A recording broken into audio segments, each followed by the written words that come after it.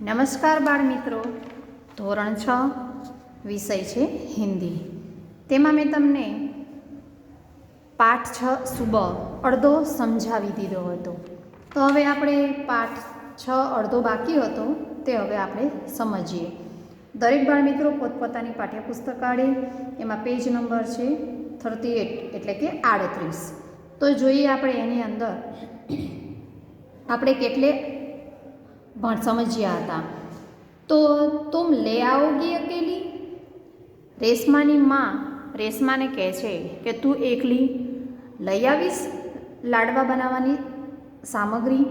तो माँ ने पूछा, हाँ माँ, एक बार पहले भी तो लाई थी. रेशमा शू कहे छे ने माने कि एक बार पहला पण हूँ लाडवानी सामग्री लई आवी हती. तो रेशमा की आवाज में दृढ़ता थी. રેશમાના અવાજની અંદર શું હતું? દ્રઢ હોને કા ભાવ, એટલે કે પોતાના ઉપર તેને વિશ્વાસ હતો.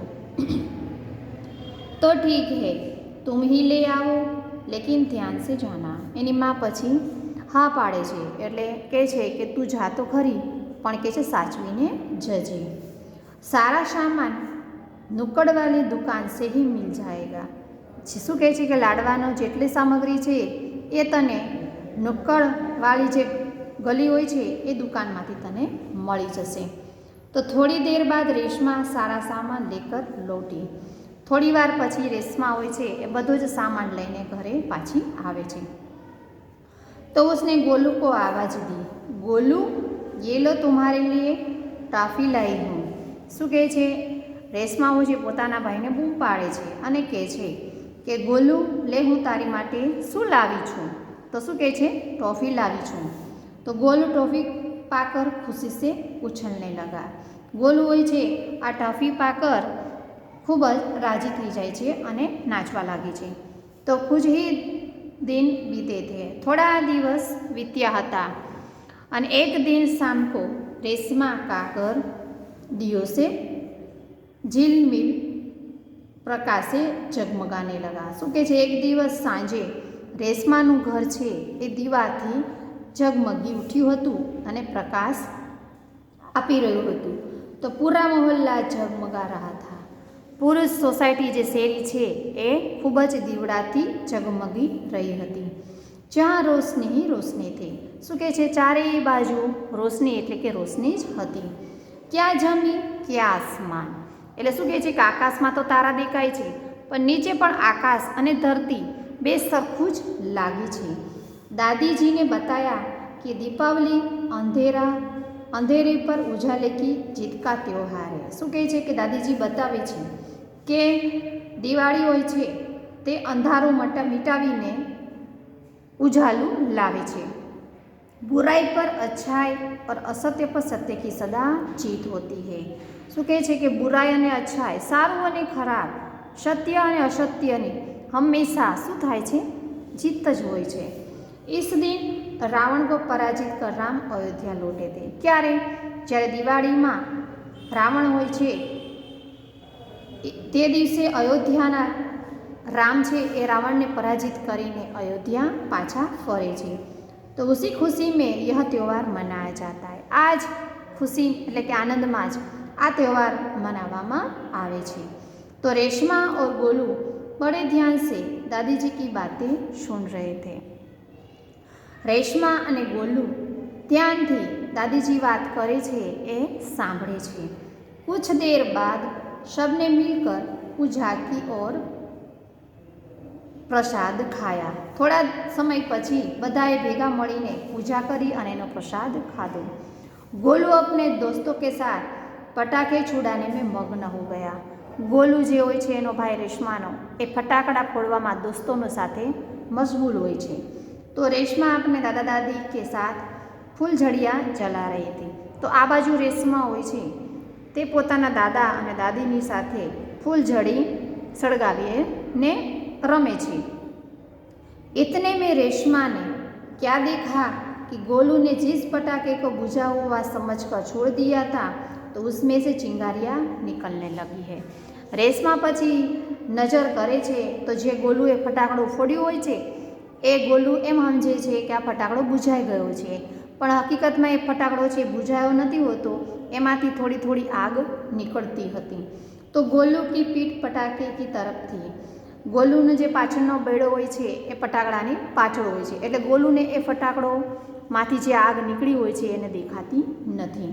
તો રેશમા ચિલ્લાઈ, ગોલુ ગોલુ બચો તુમ્હારે પીછે પટાકા હૈ. રેશમા એને ગોલુને બૂમ પાડે છે કે એ ગોલુ ગોલુ તારી પાછળ ફટાકડો ફૂટે ને એ ધ્યાન રાખ. પણ પટાકો કે શોર મેં રેશમા કી આવાજ દબ ગઈ.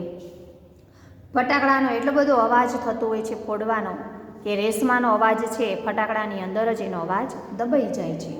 તો બાકી લોગ કુછ સમજ પાતે તો સબસે પહેલે રેશમા જલ્દી જલ્દી कुर्सी को धकेलती गोलू के पास जा पहुँची. શું કહે છે કે ઘણા બધાને આ વાત સમજમાં ના આવે. શું કામ કે ફટાકડા ફોડતા હોય છે એટલે અવાજ રેશમાનો દબાઈ જાય છે. એટલે શું કરે છે રેશમા પછી પોતાની જાતે જ જલ્દી જલ્દી ખુરશીને ધકેલતી જાય છે અને ગોલુની પાસે પહોંચી જાય છે. તો उसने गोलू को जोर से धक्का दिया और खुद आगे निकल गई. પછી શું કરે છે અને ભાઈને બચાવે છે અને ગોલુને ધક્કો મારી દે છે અને રેશમા હોય છે એ આગળ નીકળી જાય છે. તો अपनी कुर्सी की गति के कारण धड़ाम जोर का धमाका हुआ. પછી ગોલુને બચાવે છે તો રેશમા તો આગળના આગળ ખુરશી લઈને જતી રહે છે અને એકદમ અવાજ આવે છે અને તે ખુરશી ઉપરથી પડી જાય છે. તો રેશમા કી ખુરશી ને ગોલુ કો જલને સે બચા લિયા. શું કહે છે કે રેશમાની ખુરશીને આ રેશમા હોય છે ખુરશી લઈને આગળ જાય છે ત્યારે એના ભાઈને તે આ સળગવાથી બચાવી લે છે. તો ગોલુ કો કુછ સમજ ન આયા કે ઉસે ધક્કા કિસને દિયા ઓર ક્यों. ગોલીને તો ખબર પડતી જ નથી કે એને ધક્કો શું કામ માર્યો અને કેવી રીતે માર્યો. તો ધમાકે કી આવાજ સુનકર માँ પિતાજી ભી બહાર દોડે ચલે આए.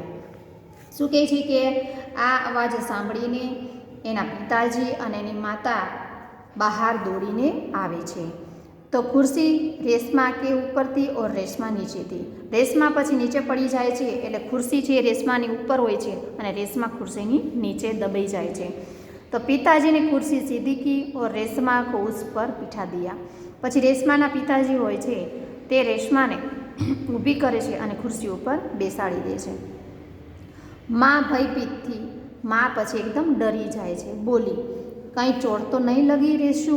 એની માં એની ચિંતા કરે છે રેશમાની અને પૂછે છે કે રેશુ તને ક્યાંય વાગ્યું તો નથી ને. રેશમાને ઉને સારી બાત બતાવી. રેશમાને પછી બધી જ વાત બધાને કરી. તો સબને રેશમા કી પીઠ થપથપાઈ. બધાએ રેશમાને શાબાશી આપી. ગોલુ રેશમા કે પાસ આકર નાટકીય ઢંગ સે બોલા. ગોલુ હોય છે એ નજીક જઈને પોતાની બાળકો એટલે બાળક બુદ્ધિ હોય એટલે એની રીતે તે બોલે છે. દીદી આજ તો આપને મેરી જાન બચા લી. ગોલુ શું કહે છે કે બેન તે આજે મારી જીવ બચાવ્યો. આપકા યહ ધમાકેદાર ધક્કા મુझे હંમેશા યાદ રહેગા. ગોલુ રેશમાને કહે છે કે તે મને આજે ધક્કો માર્યો છે એ ધમાકેદાર ધક્કા હંમેશા એટલે કે કાયમ માટે મને યાદ રહેશે. સભી લોગ ખિલખિલાકર હસ પડે. બધા જ પછી ખૂબ જ હસવા લાગે છે. રેશમા કી શારીરિક કમી ઉસકે ઈરાદો મેં કભી બાધા નહીં બની. શું કહે છે કે રેશમા હોય છે પોતાની રીતે શારીરિક રીતે તો તે તકલીફવાળું જ શરીર હતું એને, પણ કોઈ દિવસ કોઈને પણ નુકસાન એને પહોંચાડ્યું નથી. વહ આજ ભી ઉતની ही जिंदा दिली और परिश्रम से अपना जीवन जी रहे. હજી પણ હાલની તારીખમાં રેશમા છે પોતાનું જીવન જીવી રહી છે और उसकी हर सुबह नई सुबह होती है और वह हर सुबह अपने काम में नए इरादे से जुट जाती है. શું કહે છે રોજ પોતાની જેમ જ તે પોતાનું જે કામ હોય છે એ કરે છે અને વહ હર સુબહ अपने काम में नए इरादे से जुट जाती. રોજ સવાર પડે છે અને પોતાનું તે કામમાં તે પોતે લાગી જાય છે. તો બાળ મિત્રો શુભ પાઠ 6 તમને મેં સમજાવી દીધો છે. શબ્દાર્થ પણ તમને મેં બોર્ડવર્ક કર્યા હતા, મુહાવરે પણ બોર્ડવર્ક કર્યા હતા, પણ અભ્યાસ છે એ અને સ્વાધ્યાય એ તમારે જાતે નોટમાં લખીને મને બતાવવાનું છે. બાળમિત્રો જે કંઈ મેં અત્યાર સુધીનું કંઈ પણ સમજાવ્યું ભણાયું એ બધું તમારે યાદ રાખવાનું છે, મોઢે કરવાનું છે અને લેસન રેગ્યુલર લખીને મને મોકલજો. આભાર.